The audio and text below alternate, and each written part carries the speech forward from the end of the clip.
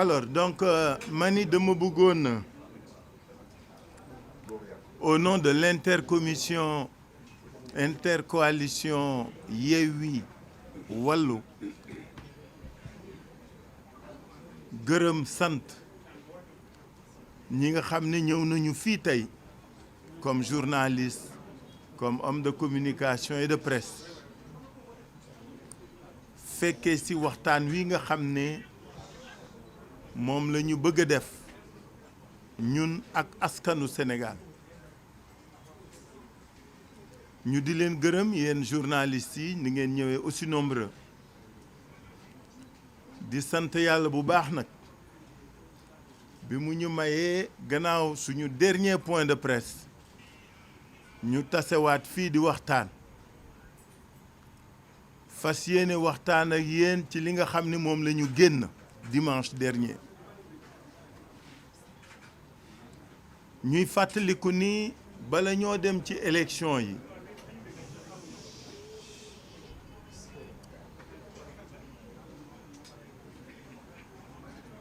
ils ont fini.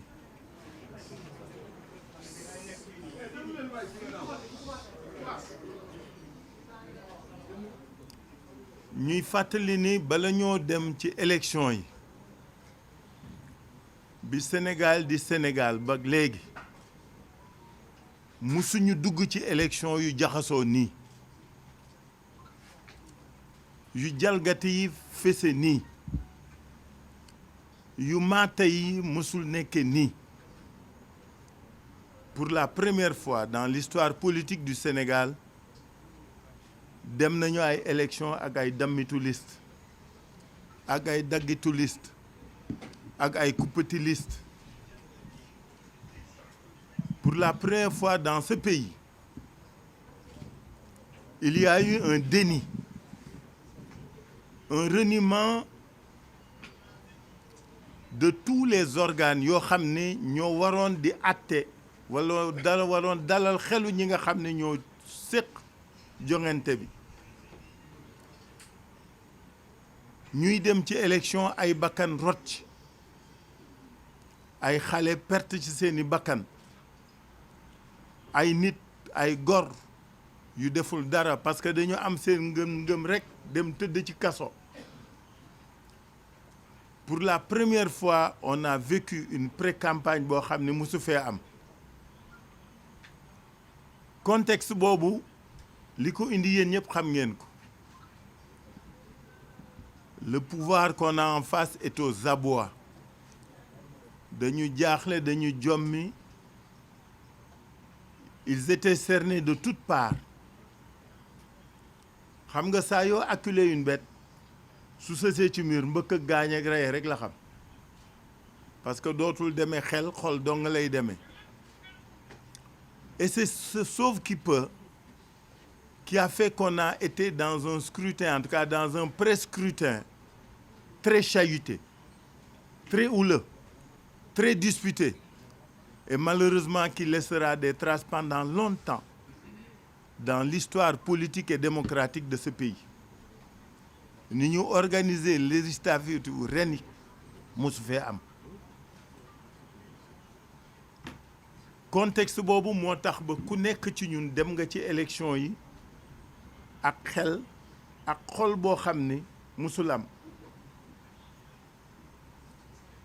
Mais yàlla may nañu parce que nag loolu mooy chance su réew mi ñu am askan woo xam ne il est capable de discernement, il est capable de responsabilité et il est capable en des moments déterminés de son évolution et de son histoire de s'assumer, de s'affirmer et pour ne pas dire de s'émanciper de toutes les contraintes et de toutes les pesanteurs yi ñuy teg ci kawam.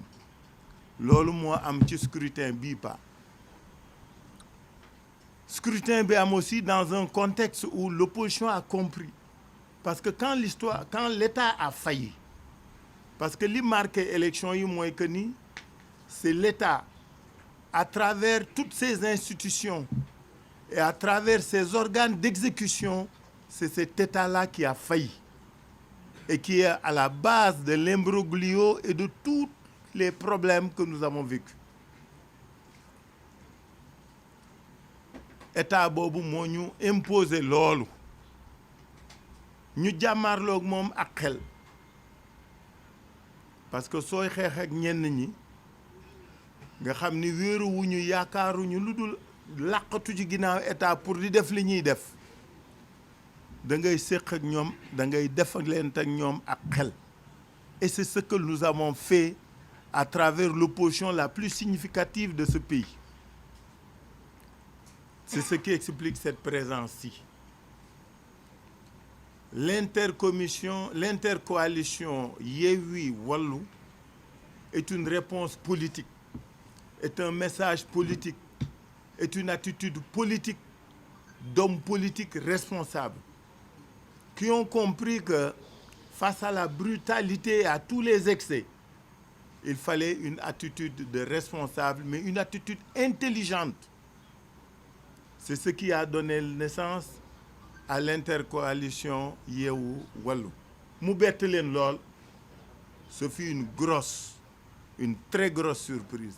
Mais ce fut une agréable surprise pour l'opinion nationale, qui a compris qu'on l'a comprise. Parce que li ñu mës bëgg mooy dañ ne tant que opposition bi mi ngi xiiroo mi ngi divisé wu ñoom dañuy jaaxle. Et nous avions tiré les leçons de 2012. Nous avions tiré les leçons de 2017. Et nous avions tiré les leçons de 2019. moo tax Yewwi Wallu doon réponse boo xam ni moo ñu waral tey la satisfaction que askanu Sénégal di dund tey. ñu dem ci élection yi xel, dem ci élection yi ak dëgërlu, dem ci élection yi ak fermeté ak engagement yu mat sëkk. Gis ngeen ni ñu defee campagne bi parce que pré-campagne bi dund ngeen ko ay xeex la ay xuloo la ay nit ñu dee la ñi ci ñàkk seen bakkan c'est des martyrs de la démocratie. ñoo ngi jaal seeni wayjur, ñoo ngi jaal seeni mbokk, ñoo ngi koy jaal askan wi. ñiñ ci tëj kaso ils furent des otages et des prisonniers politiques. ñoo ngi leen di ndokkeel parce que kaso moom léegi day yokk wante du wàññi kenn. ñi ci gaañu parce qu'il y en a beaucoup de blessés ñoo ngi leen di massawu. mais lépp saurait été vain su fekkoon tey mbégte mi ñu yàlla may amul.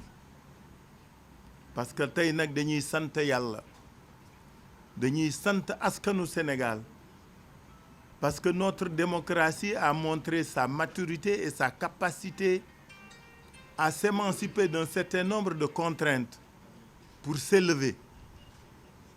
Et c'est cette démocratie-là que nous fêtons avec la victoire de l'intercoalition Yewwi Wallu aux législatives de 2022. Parce que coow leeg wax ju bari yëpp loolu lañ doon bañ. Mais li yàlla def tey et qui est indéniable, élection yi moom ñoo ko gagné. Les interventions qui vont suivre vont vous en apporter la preuve et la démonstration. ñoo ko gagné pas parce que dañuy sos wala dañuy sooke. ñoo ko gagné parce que melu ñu ni ñenn ñi. ñun duñu sos PV. ñun duñu créer ay victoire. Nous sommes des gens responsables qui travaillons sur la base de principes, de règles, de textes, mais sur la base de faits et de preuves. C'est avec des PV normaux, issus du processus et non préfabriqués, que la ñuy wax li ñu wax. ñi ci tegu daañ ko wax li mu mën rek bëral Sénégal mooy dañu gagné te duñu nangu ku sàcc suñu victoire. du ñu nangu ku confisquer suñu victoire du ñu nangu sax ku ñëw di ko jéem a tilimal wala gàkkal. Notre victoire ne fait aucun doute ci kàttanu yàlla, mais surtout grâce aux Sénégalais et aux Sénégalaises. ñu leen di gërëm di leen sant donc conférence de presse bi point de presse bi c'est pour vous expliquer lan la ñu am ak fan la ñu wekk li ñu wax. may féliciter bu baax les têtes de liste de Wallu et de Yewwi. Wallu avec le président Wade qui n'a plus rien à prouver mais qui par son engagement nous montre qu'un combat pour la vie c'est un combat de conviction et de foi. Kooku du fay du naax saay. Et le fait qu'à l'âge où il en est qu'il soit capable de venir s'investir, de parler aux Sénégalais de démocratie, de développement et de liberté, dañ ko ameel njukkal.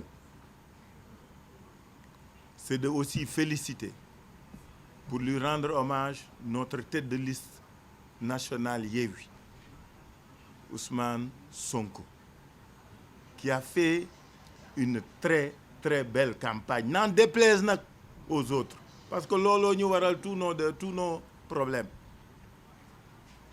Les gens d'en face ne voulaient pas de nos leaders, ne voulaient pas de nos responsables dans cette campagne. La seule chose qu'ils ont oubliée ou qu'ils n'ont jamais connue ou qu'ils méconnaissent, c'est que Yewwi si suuxa bi la ne, gëm-gëm la, projet la, yéene la, yaakaar la, bëgg-bëgg la, mat-mat la, jëriñ askan wi, liggéeyal askan wi, liggéey ngir askan wi, liggéey ak askan wi.